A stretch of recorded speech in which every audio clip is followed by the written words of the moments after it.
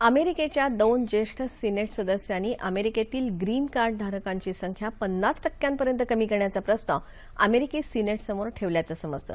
Republican पक्षाचे senator Tom cotton आणि democratic पक्षाचे सिनेटर डेव्हिड पर्ड्यू या दोघांनी संयुक्तपणे हा प्रस्ताव सादर केल्याची माहिती आहे. हा प्रस्ताव संमत झाल्यास अमेरिकेचं ग्रीन कार्ड किंवा अमेरिकेचं नागरिकत्व मिळवण्याच्या अनेकांच्या स्वप्नांना तडा जाणार आहे. याआधी अमेरिकेचे राष्ट्राध्यक्ष डोनाल्ड ट्रम्प यांनी H-1B व्हिसा धोरण सुधारणा विधेयक अमेरिकन संसदेत मांडलं असून त्यापूर्वी त्यांनी 7 मुस्लिम राष्ट्रांच्या नागरिकांना अमेरिकेत प्रवेश बंद करणारा निर्णय घेतला होता. या साऱ्या घडामोडींविषयी सविस्तर चर्चा करण्यासाठी आंतरराष्ट्रीय घडामोडींचे अभ्यासक शैलेंद्र देवळाणकर आज आपल्या स्टुडिओमध्ये आले आहेत. नमस्कार. 9:30च्या बातम्यांमध्ये आपलं स्वागत. आणि आत्ताच ही बातमी वाचली की 50% ग्रीन कार्डच्या बाबतीत नेमका हा निर्णय काय आहे आणि याच्या मागची कारणं काय असतील, काय काय होऊ शकतं? डोनाल्ड ट्रम्प यांनी 45व्या अमेरिकेचे राष्ट्राध्यक्ष म्हणून अध्यक्षपदाची सूत्र स्वीकारल्यानंतर अजून 1 महिनाही पूर्ण झालेला नाहीये आणि या 1 महिन्याच्या आतच त्यांनी काही क्रांतिकारी आणि अत्यंत वादग्रस्त अशा स्वरूपाचे निर्णय घेतलेले आहेत. त्यातला जो पहिला निर्णय आहे तो साधारणतः आपण H-1B व्हिसाच्या बाबतीत आहे आणि आता हा ग्रीन कार्डच्या संदर्भातला आहे. आपण लक्षात घेतलं पाहिजे आहे की जवळपास गेली 1 वर्ष झाले अमेरिकेच्या राष्ट्राध्यक्षपदाच्या निवडणुकीचा जो सगळा प्रचाराचा कार्यक्रम होता त्या कार्यक्रमामध्ये ज्या मुद्द्याच्या आधारावरती डोनाल्ड ट्रम्प यांनी ही निवडणूक लढवलेली होती त्यामध्ये सगळ्यात पहिला मुद्दा जो होता किंवा केंद्रबिंदू ज्याला म्हणता येईल तो म्हणजे अमेरिका फर्स्ट. म्हणजे आम्ही इथून पुढे केवळ अमेरिकेचा विचार करणार, अमेरिकेच्या नागरिकांचा विचार करणार, अमेरिकेच्या हितसंबंधांचा विचार करणार आणि अमेरिकेमध्ये खरं तर अमेरिका ही निर्वासितांची भूमी म्हणून ओळखली जाते, म्हणजे लँड ऑफ इमिग्रंट्स असं म्हणतात. कारण अमेरिकेचा विकास हा अनेक वंशाच्या लोकांनी एकत्र येऊन तो केलेला आहे. परंतु त्याच्यावरतीच एक प्रकारे हल्ला हा ट्रम्प यांनी चढवलेला होता आणि त्या निवडणूक प्रचारादरम्यान त्यांनी जी आश्वासनं दिलेली होती त्याच आश्वासनांची पूर्तता ते अध्यक्ष झाल्यावरती करता आहेत आणि त्या दृष्टिकोनातून घेतला गेलेला हा निर्णय आहे. आपण लक्षात घेतलं पाहिजे की अगदी भारताचंच जर उदाहरण तुम्ही घेतलं तर जवळपास 10 लाखापेक्षा अधिक लोकांना ग्रीन कार्ड हे अमेरिकेचं मिळालेलं आहे. तसाच प्रकार इतर वंशाच्या लोकांचा आहे, मग त्याच्यात आफ्रिकन्स आहेत, त्याच्यामध्ये ज्यू आहेत, त्याच्यामध्ये मुस्लिम आहेत आणि या सगळ्यांचा अमेरिकेच्या विकासामध्ये फार मोठ्या प्रमाणावरती योगदान आहे. परंतु आता अमेरिकेमध्ये उजव्या विचारसरणीचा एक मतप्रवाह इतका प्रभावी बनतोय ज्याचं प्रतिनिधित्व डोनाल्ड ट्रम्प असं करत आहेत की ज्यामुळे ह्या सगळ्या निर्वासितांमुळे अमेरिकेचं नुकसान झालं आहे, तिथल्या स्थानिकांचे जॉब्स गेलेले आहेत, की अमेरिकेची अर्थव्यवस्था कोलमडलेली आहे आणि आमच्या आधारावरती इतर देश श्रीमंत झालेले आहेत आणि त्यामुळे ही मानसिकता हा विचार कुठेतरी बळावताना दिसतो आहे आणि त्यामुळे मग ह्या निर्वासितांच्या संख्येवरती आपल्याला कशा प्रकारे निर्बंध आणता येतील त्या दृष्टिकोनातून त्यांनी या स्वरूपाच्या उपाययोजना सुरू केलेल्या आहेत. पण त्याचा म्हणजे थेट संबंध आता अमेरिकेमध्ये जे ग्रीन कार्ड घेऊन राहिलेले आहेत, जे बाजूच्या देशातले आहेत त्यांच्यावर होणार आहे का काय होणार आहे? म्हणजे आता आपली लोक बरीचशी तिकडे आहेतच, मग त्यांना परत इकडे यायला लागेल काय, त्याचं नेमकं समजत नाही. त्या संदर्भामध्ये आपण मुळात तो H-1B व्हिसाचा जो सगळा प्रकार आहे हा आपण समजून घेतला पाहिजे. साधारणतः अमेरिकेमध्ये ज्यांना नोकरी करण्यासाठी जायचं असतं, म्हणजे अमेरिकन ज्या कंपन्या आहेत त्या अनेकदा परकीय लोकांना आपल्याकडे नोकरीसाठी आमंत्रित करतात आणि त्यासाठी जो व्हिसा दिला जातो त्याला आपण H-1B व्हिसा असं म्हणतो. प्रतिवर्षी 85,000 अशा स्वरूपाचे हे व्हिसा दिले जातात. त्यापैकी 65,000 जे आहेत ते परदेशातनं लोकांना बोलवलं जातं आणि जे 20,000 आहेत ते अमेरिकेमध्ये परदेशातनं शिक्षणासाठी जे लोक आलेले असतात त्याच्यापैकी ज्यांना नोकऱ्या दिल्या जातात त्याच्यातनं हा H-1B व्हिसा हा त्यांना दिला जातो. या 85,000 जो H-1B व्हिसा दिला जातो हा साधारणतः 3 वर्षांसाठी दिला जातो आणि त्यासाठी किमान वेतन हे 1989 पासून $60,000 इतकं ठेवण्यात आलेलं होतं. परंतु आता ह्या H-1B व्हिसामुळे तिथल्या स्थानिकांच्या रोजगारावरती परिणाम होतो आहे आणि आता अमेरिकन कंपन्या ह्या स्थानिकांना प्राधान्य न देता H-1B व्हिसाच्या अंतर्गत जे लोक येत आहेत कारण ते कमी वेतनामध्ये येत आहेत म्हणून ट्रम्प यांनी हा निर्णय घेतला. किंबहुना अशा स्वरूपाचं विधेयक हाऊस ऑफ रिप्रेझेंटेटिव्ह मध्ये मांडलं गेलं की आता हे जे किमान वेतन आहे 60,000वरनं $1,30,000 एवढं करण्यात आलं आहे. म्हणजे आता अमेरिकन कंपन्यांना परदेशातनं H-1B व्हिसा अंतर्गत काही लोकांना नोकरीसाठी अमेरिकेत बोलवणं अवघड बनणार आहे. हा एकंदरीतच प्रकार जो आहे तो केवळ अमेरिकेचा अत्यंत संकुचित दृष्टिकोनातून विचार करणारा मतप्रवाह आहे. केवळ अमेरिकेचा इंटरेस्ट डेव्हलप करणं किंवा प्रोटेक्ट करणं, परंतु आपण हे लक्षात घेणं गरजेचं आहे की अमेरिकेचा जोही आर्थिक विकास झालेला आहे, हा आर्थिक विकास विविध वंशाच्या लोकांनी अमेरिकेमध्ये येऊन तो केलेला आहे.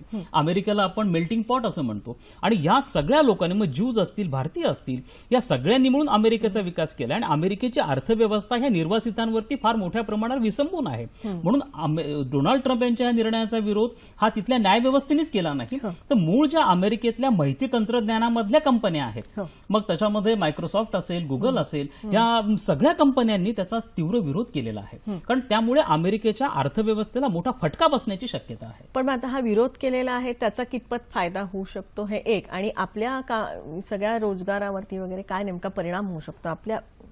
हो, निश्चितच. म्हणजे हा जो H1B व्हिसा आहे, हा साधारणतः जर 85,000 किंवा 65,000 लोकांना हा दिला जात असेल, तर त्याच्यापैकी 2/3 लोकांना हा व्हिसा जो मिळतो ते भारतीय आहेत. कारण ज्या अनेक भारतीय कंपन्या ह्या अमेरिकेमध्ये सध्या त्यांची कार्यालय आहेत, मग ते विप्रो असेल, इन्फोसिस आहे, तर या सारख्या कंपन्यांनी ह्या H1B व्हिसाच्या अंतर्गत जवळपास 50% रिक्रुटमेंट ही भारतीयांची केलेली आहे. कारण ते कमी वेतनामध्ये तिथे येतात आणि IT क्षेत्रामध्ये भारताचं फार मोठं विशेष प्रावीण्य आहे आणि बौद्धिक क्षमता पण त्यांच्याकडे, कुशल पण असतील, निश्चितच आहे. आणि त्यामुळे काय होतं की आता ज्या वेळेला आपण असं बघतो आहोत की याच्यावरती निर्बंध आणण्याचे प्रयत्न केले जात आहेत, हा रोजगार वाढवण्याचे, त्यामुळे तिथल्या ज्या कंपन्या आहेत त्यांना भारतीयांना रोजगार देणं थोडंसं अवघड बनणार आहे. त्यामुळे काही रेस्ट्रिक्शन्स आपल्यावरती हे निश्चितपणे येऊ शकतात, परंतु हे विधेयक केवळ मांडलं गेलेलं आहे. आणि या संदर्भात काही बातम्या होत्या की कदाचित एखादी एक्झिक्युटिव्ह ऑर्डर ट्रम्प काढतील, परंतु ट्रम्पने अशी कोणती एक्झिक्युटिव्ह ऑर्डर काढलेली नाहीये. हे विधेयक अमेरिकेच्या दोन्ही सभागृहांमध्ये मंजूर होणं गरजेचं आहे. आणि त्यानंतर अमेरिकेमधला मीडिया आहे, तिथल्या निर्वासितांच्या फार मोठ्या लॉबीज आहेत. आपण लक्षात घेतलं पाहिजे की जवळपास 17 लाख भारतीयांना ग्रीन कार्ड मिळालेलं आहे आणि त्यांची एक फार मोठी लॉबी आता अमेरिकेमध्ये डेव्हलप होती आहे. त्यामुळे ही लॉबी, जशी यापूर्वी देखील या लॉबीने फार मोठी भूमिका भारत अमेरिका संबंध सुदृढ करण्यासाठी पार पडली आहे, ही लॉबी पुन्हा एकदा ट्रम्पवरती दबाव आणेल आणि निश्चितपणे ह्या काही जे निर्बंध आहेत ते शिथिल करण्याचा प्रयत्न भविष्यात केला जाईल.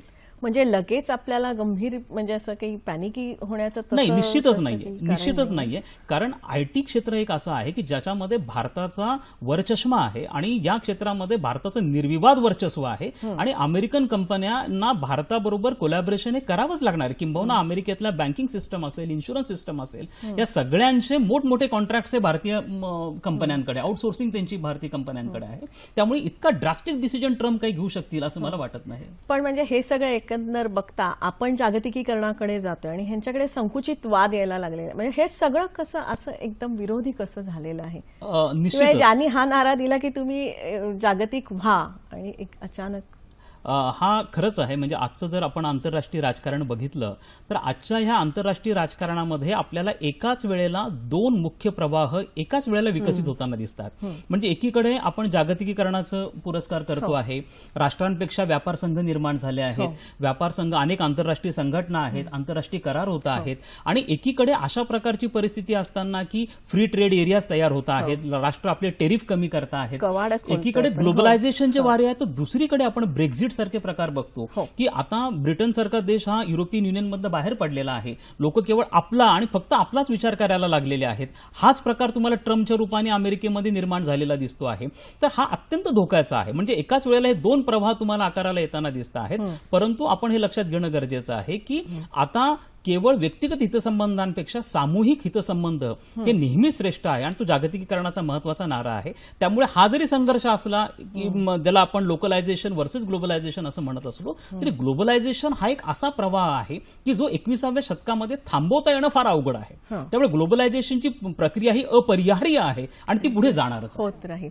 पण या सगळ्याबरोबर ट्रम्पनी जो एक निर्णय घेतलेला आहे की 7 मुस्लिम राष्ट्रांच्या, त्या बाबतीमध्ये तुम्ही काय सांगू शकता की दहशतवाद आणि या बाबतीत त्यांनी एकदम असं निर्णय घेतलेला आहे? हा निर्णय निश्चितच दुर्दैवी अशा प्रकारचा निर्णय आहे आणि आपण असं लक्षात घेतलं पाहिजे आहे की याला अमेरिकेच्या न्यायव्यवस्थेने कडक अशा स्वरूपाचा विरोध केलेला आहे. दहशतवादाच्या मुद्द्यावरती जरी त्यांनी हा निर्णय घेतलेला असला तरी आपण लक्षात घेणं गरजेचं आहे की अनेक मुस्लिम राष्ट्र, आखातामधले मुस्लिम राष्ट्र ही अमेरिकेची मित्र राष्ट्र आहेत. आज अमेरिकेचं सैन्य हे आखातामध्ये आहे त्यामुळे अमेरिका अशा स्वरूपाचा निर्णय हा भविष्यामध्ये परस्यू करू शकेल असं मला वाटत नाही. आणि एक शेवटचा मुद्दा मी आपल्याला सांगतो की अमेरिकेच्या अर्थव्यवस्थेचा जो कणा आहे, ज्याला आम्ही मिलिटरी इंडस्ट्रियल कॉम्प्लेक्स असं म्हणतो, म्हणजे आर्म्सच्या एक्सपोर्टवरती, म्हणजे शस्त्रास्त्रांच्या निर्यातीवरती अमेरिकेची अर्थव्यवस्था विसंबून आहे आणि शस्त्रास्त्र आखाती देशांमधल्या मुस्लिम राष्ट्रांना विकली जातात. त्यामुळे ट्रम्प असा कोणता ड्रास्टिक निर्णय भविष्यामध्ये त्याला परस्यू करतील असं मला वाटत नाही. आणि तिथला व्हायब्रंट मीडिया आहे, अमेरिकेतली डेमोक्रेसी बहुसंस्कृतिक आहे आणि तिथली ज्युडिशरी आहे, ते डोनाल्ड ट्रम्प यांना असा कोणताही अविवेकी निर्णय घेण्यापासून परावृत्त करतील भविष्यामध्ये देखील, अशी मला खात्री आहे. खूप छान सांगितलं. लगेच काही गंभीर होण्याचं कारण नाही, घडामोडींवरती आपण लक्ष ठेवायला पाहिजे आणि खूप सुंदर विवेचन केलं. आपण इथे आला, धन्यवाद. धन्यवाद.